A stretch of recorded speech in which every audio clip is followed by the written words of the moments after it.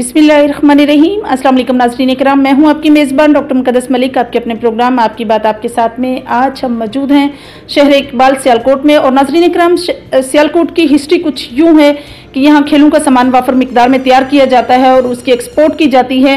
Plus यहाँ आलाते जराही तैयार किए जाते हैं और यहाँ के लोगों का बहुत बड़ा रोल है हमारे पाकिस्तान की जीडीपी को चेंज करने में। इसकी सबसे बड़ी वजह जो है कुछ फैक्ट्रीज हैं और प्लस इसके साथ साथ कुछ ऐसे ओवरसीज बिजनेसमैन हैं जो वहां से पैसा जिस तरह से भी लेकर आते हैं और लेकर आने की वजह से हमारे पाकिस्तान में हमारे सियालकोट का एक स्पेशल नाम है। जी तो नाज़रीन, इस वक्त हम मौजूद हैं सियालकोट में और आपकी मुलाकात एक मारूफ मुमताज़ समाजी सियासी शख्सियत से करवाते हैं जिनका हल्का अहबाब वसी पैमाने पर है। वो अपने इलाके में बहुत नुमायां हैसियत के मालिक हैं और आप सीनियर वाइस प्रेसिडेंट भी रहे हैं और आज वो अब की जो उनकी सिचुएशन है माशाल्लाह से वो प्रेसिडेंट हैं डिस्ट्रिक्ट सियालकोट के। मेरी मुराद चौधरी अदरीस चीमा साहब हैं। अस्सलाम वालेकुम जी। वालेकुम सलाम। कैसे हैं सर? जी बिल्कुल सही, अल्हम्दुलिल्लाह। सही सर, आपने जैसे हर इंसान की लाइफ का कोई एम्बिशन होता है सर, कुछ पर्पस होता है, कुछ एम होता है, कुछ डेस्टिनेशंस होती हैं। जब आपने अपनी लाइफ का जो है गोल सेट किया, आपने जब अपनी लाइफ की डेस्टिनेशन चूज़ की, तो सर सियासत में जब आप आए तो आपका एम्बिशन क्या था? बिस्मिल्लाहिर्रहमानिर्रहीम।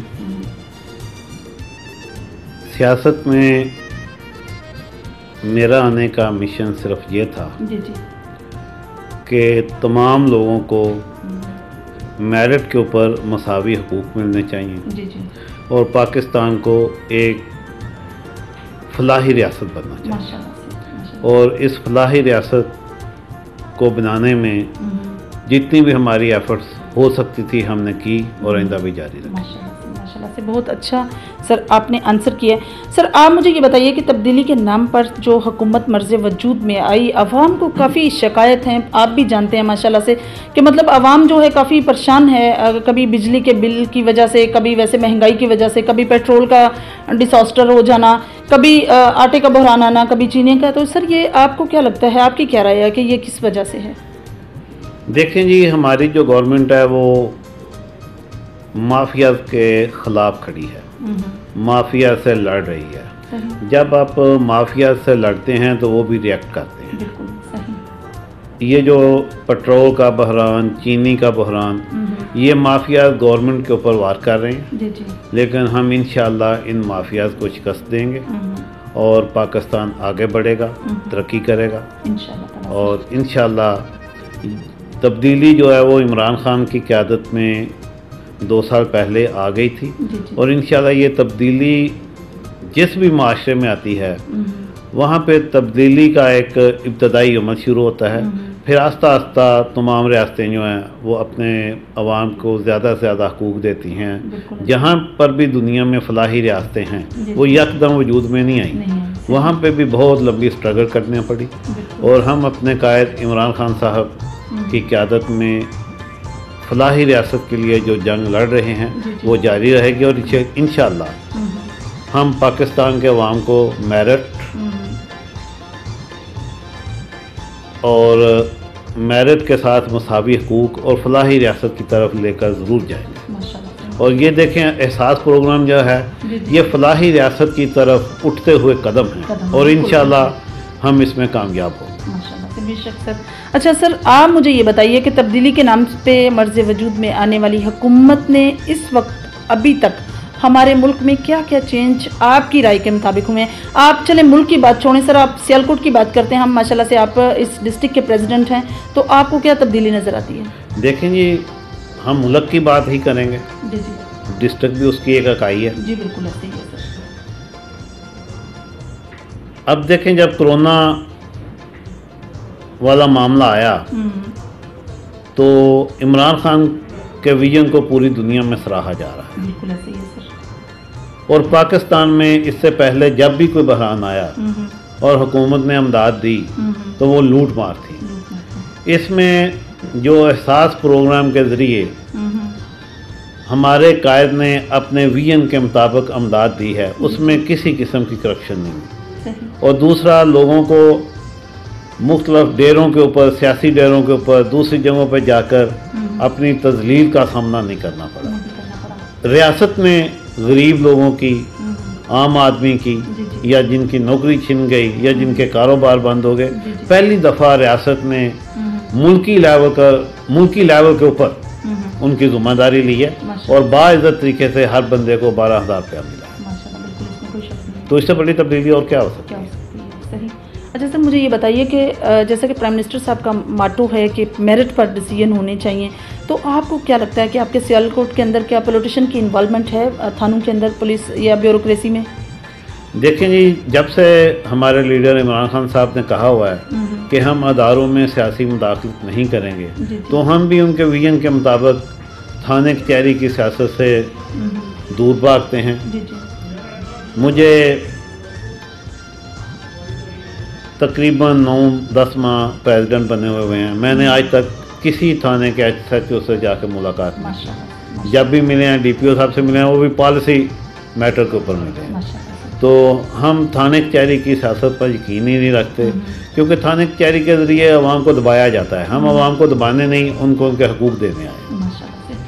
Sir, as a district president आप क्या चाहते हैं कि आपके डिस्ट्रिक्ट में क्या क्या चेंज आना चाहिए और कौन कौन सी ऐसी चीज़ें हैं जिनकी फुलफिलमेंट चाहते हैं आप कि यहाँ ये चीज़ चाहिए?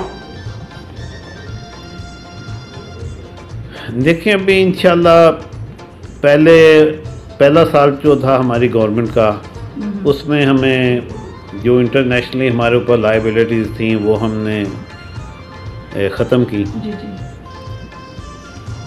और अब उसके बाद कोरोना बहरान आ गया। इंशाल्लाह इस बजट में हमने खतीर रकम रखी हुई है तरक्याती कामों के लिए।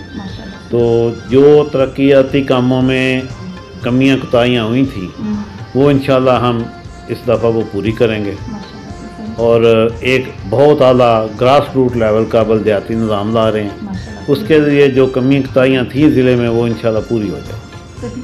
अच्छा, आपका क्या ख्याल है सर, ये जो तंजीमी ढांचा प्राइम मिनिस्टर साहब ने चेंज किया है और विलेज काउंसिल बनाई है या तहसील पे इसका रिकॉर्ड जाने का कहा है, तो सर इससे आपको क्या लगता है क्या चेंज आएगा? देखिए जी, विलेज काउंसिल जो है ना जी वो एक बुनियादी यूनिट होगा और जो भी नुमाइंदा आपका बुनियादी यूनिट का होता है वो उसके करप्शन करने के चांसेस बहुत कम होते हैं। लोगों की उसके ऊपर नज़र होती है। अगर कोई जीता हुआ काउंसलर अपनी काउंसलर की मुद्दत में एक कमरा बना लेना तो सारी उम्र लोग कहते हैं कि ये जब जीता था उस वक्त इसने कमरा बनाया था। इसलिए जब आप देहात की सतह पे पंचायत बनेगी, उसको हम फंड देंगे तो इंशाल्लाह वो जेन्युइनली लगेंगे और ग्रास रूट लेवल पर तरक्याती कामों की एक बहार नज़र आए। अच्छा सर, मुझे ये बताइए कि हर इंसान की ज़िंदगी की कुछ ऐसी अचीवमेंट होती हैं जिनको वो प्राउडेस्ट अचीवमेंट समझता है। सर, आपकी लाइफ में कोई ऐसी अचीवमेंट हो जिनको आप प्राउडेस्ट अचीवमेंट समझते हैं और जिससे आपको सुकून मिलता हो? देखिए, ये जो अल्लाह ताला ने हमें अवाम की खिदमत के लिए चुना हुआ है, ये समझते हैं कि यही हमारी अचीवमेंट है और लोगों की खिदमत करके ही हमें सुकून मिलता है। बहुत अच्छा सर आपने जवाब दिया। अच्छा सर, मुझे ये बताइए कि जैसे कि आपके गवर्नमेंट के मंसूबे थे, ग्रीन एंड क्लीन का मंसूबा था, उसके बाद कार्ड देने का था इंसाफ, वैसे मेरे ख्याल में रजिस्ट्रेशन हुई थी आपकी कम्युनिटी की पूरी, तो सियालकोट में आपने कितने घरानों को रजिस्टर्ड करवाया और कितने लोगों को आपने मुस्तफ़ीद किया सर हेल्थ के इश्यूज़ पे? सियालकोट में तकरीबन हम सेहत सहूलत कार्ड जो है वो मेरे ख्याल में हम कोई 75,000 बांट चुके हैं माशाल्लाह। लेकिन मेरा ख्याल है कि सेहत सहूलत कार्ड जो है इंशाल्लाह हमारी गवर्नमेंट के आखिर तक तमाम शहरियों को मिल जाएगा।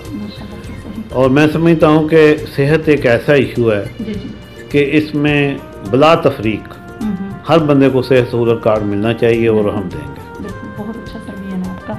अच्छा सर, आप माशाल्लाह से एक कामयाब बिजनेसमैन हैं, आप कौन सा ऐसा तरीकाकार आप आवाम के साथ शेयर करेंगे, स्पेशली बिजनेसमैन लोगों के साथ या यूथ के साथ, कि अगर वो कुछ भी इस्टेब्लिशमेंट चाहते हो तो कौन सा तरीका जो है वो करना पड़े तो एक कामयाब बिजनेसमैन बनता है? देखें, जो काम भी करना वो मेहनत, लगन और दयानतदारी से करना चाहिए। और आपकी अपने काम के साथ कमिटमेंट और दयानतदारी जो है वही कामयाबी की अलामत होती है। बिल्कुल सर, आपको क्या लगता है कि ये जो सियासत है हमारे मुल्क की, ये किस साइड पर जा रही है, और आपका जो सियासी पस मंज़र है सियालकोट का, इसके बारे में आपकी क्या राय है? जितने भी MPs हैं, साबका MNAs हैं, मौजूदा हैं, इन्होंने क्या चेंज किया? देखें जी, सियासत में जो मौजूदा MP MNA हैं वो तो नून लीग के जीते हुए, हमारे सिर्फ एक MP साहब हैं जो मिनिस्टर है।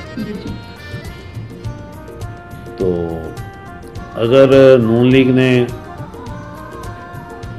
बेहतर मंसूबे बनाए होते हैं तो फिर कोई बेहतरी भी आई होती है। आप ये देख ही रही हैं, रोड टूटे हुए हैं, सारी चीज़ें। उन्होंने तो करप्शन का बाजार गर्म किया हुआ था और कुछ नहीं। तो आपको क्या लगता है सर, इस ड्यूरेशन में करप्शन में कुछ कंट्रोल हुआ है? इंशाल्लाह पहले से बहुत कम है। करप्शन किसी भी सोसाइटी में मुकम्मल तौर पर ख़त्म नहीं होती, लेकिन इंशाल्लाह हम इसको ख़त्म करना पड़ता है। ख़त्म करें जी बिल्कुल, इंशाल्लाह। सर, नेक्स्ट आने वाले इलेक्शन में आप किस लेवल पर इलेक्शन कंटेस्ट करना चाहते हैं? देखिए जी, इलेक्शन के लिए जो भी डिसीजन लेना होता है वो पार्टी ने और पार्टी की लीडरशिप ने लेना होता है। अगर पार्टी की लीडरशिप हमें जहाँ पे भी मुनासिब समझेगी, हम उसके लिए तैयार हैं। लास्ट में सर, आप अपनी आवाम के नाम क्या मैसेज कन्वे करना चाहते हैं? मैं आवाम को यही कहना चाहता हूँ कि इंशाल्लाह आप अपनी लीडरशिप पे, इमरान खान साहब पे, उनके विजन पे एतमाद रखें। वो दिन रात आपके लिए लगन के साथ काम कर रहे हैं और इंशाल्लाह पाकिस्तान के लिए अच्छे दिन आने वाले हैं और हमारा मुल्क इंशाल्लाह एक फलाही रियासत ज़रूर बने। नेक्स्ट क्वेश्चन मेरा आपसे ये है कि ये तो अल्हम्दुलिल्लाह बहुत अच्छी बात है कि हमारे मुल्क में जिस तरह से लोड शेडिंग हो रही थी, अब नहीं है, PTI के आने से काफ़ी जो है हालात कंट्रोल में है। कराची के कुछ इंसिडेंट हमने सुने हैं कि वहाँ लोड शेडिंग है, लेकिन है एज सच नहीं है जैसे पहले होती थी, पहले हुकूमतों के दौर में होती थी। अभी सर, आवाम जो स्पेसिफिक रीज़न से परेशान है वो है बेसिक बिल की वजह से, कि जो इलेक्ट्रिसिटी का बिल बहुत आता है और उसके साथ टैक्सेस बहुत ऐड कर दिए जाते हैं। आपकी क्या राय है कि इसके बारे में आप क्या कहना चाहेंगे?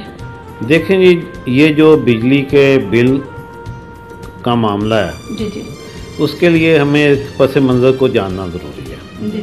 वो ये है कि हमारे मुल्क में अयूब खान साहब के बाद कोई डैम नहीं बना, और उसके बाद हम IPPs, इंडिपेंडेंट पावर प्रोड्यूसर की तरफ चले गए, और ये जो बिजली घर तेल के साथ जाते हैं वो इंटरप्राइजेस कल्चर है। हमारे साबिक़ हुक्मरानों ने बहुत बड़ी गफलत की कि पानी से बिजली पैदा नहीं की। वो एक सोचे समझे मंसूबे के तहत नहीं बनाए गए डैम, क्योंकि डैम जो होते हैं वो रियासत की मलकियत होते हैं, अवाम की मलकियत होते हैं, और जो पावर स्टेशन है वो कारोबारी लोगों के और सेठों की मलकियत होती है। तो उसका मुनाफा सेठों को जाएगा, और सस्ती बिजली जो डैम से पैदा होगी वो अवाम की मलकियत होगी, रियासत की मलकियत होगी। तो आपको समझाने के लिए मैं आपको बताता चलूँ कि अगर हमारे घर में लोड शेडिंग हो जाती है, सारा दिन के लिए बिजली जाती है, तो क्या हम पेट्रोल के ऊपर जनरेटर को सारा दिन चला सकते हैं? मेरा जवाब है कि नहीं, हम नहीं चला सकते, क्योंकि पेट्रोल महंगा है।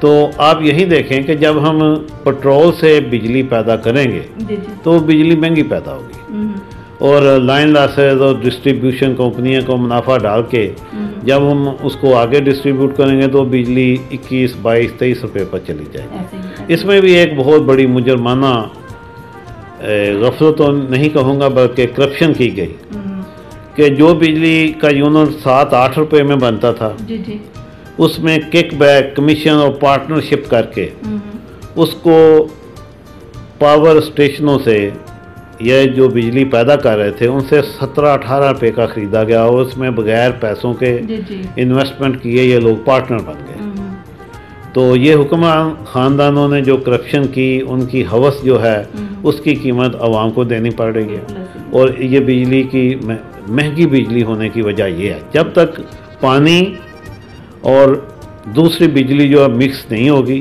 पानी वाली बिजली की रेशो 70% तक नहीं जाएगी, उस वक्त तक हमें ये ज़्यादा बिल वाली कुर्बानी देनी पड़ेगी।